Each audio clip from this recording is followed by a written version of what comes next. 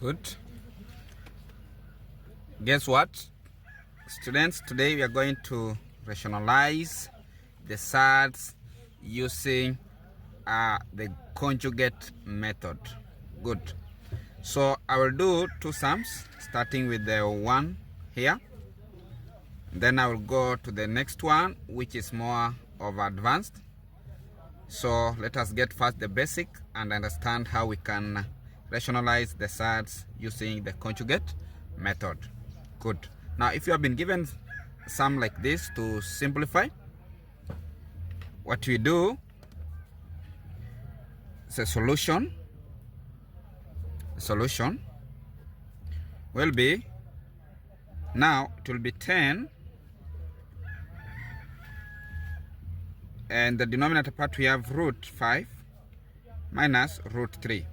Good. First, we have to understand when we are using the conjugate method, we normally say a plus b root b equivalent to a minus root b.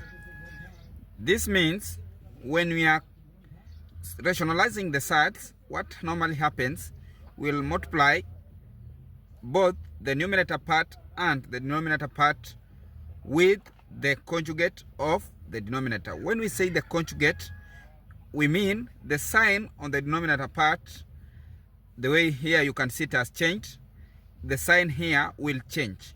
So we'll have to multiply the denominator and the numerator part with the conjugate of the denominator. Now, say by that, we mean it will be now root 5, the sign will change, it will be positive root 3.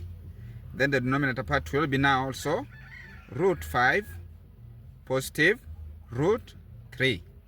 Good. I think up to their students now understands what has happened. The sign has changed, meaning we have conjugated the denominator. Now, after that, we'll now have to multiply this 10 with this bracket of the conjugate from the denominator. Good. So we'll go ahead, it will be now at 10 in bracket root 5 plus root 3, close the bracket. That is the numerator part. Also, the denominator part will have to expand, multiplying the first one, the root 5, multiply with the whole on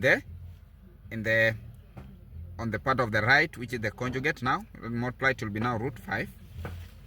We'll multiply by that, all it will be root 5 plus root 3, close the bracket. Also we'll pick that one, which is the negative root 3 minus negative root 3, multiply by that on that conjugate, which is root 5 plus root 3. Good. I think up to there, students, you are seeing how we are rationalizing. Good. We are going to rationalize the denominator. Good. So in the next part, we open now the brackets. So it will be, if you open the numerator part, it will be 10 root 5 plus 10 root 3.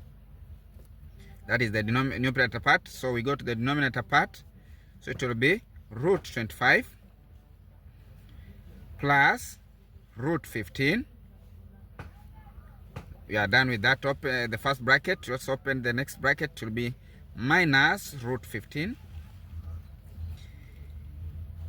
plus minus, now this one, negative root 3 multiplied by positive root 3, it will be minus root 9. Minus root 9. Good. Good. So the next part now, we simplify further.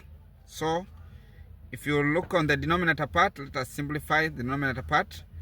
Because the denominator part, I can see we can get the square root of 25 here. It will be now 5.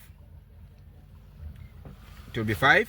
Then this one automatically will cancel positive root 15 minus root 15. Automatically they cancel each other. Good.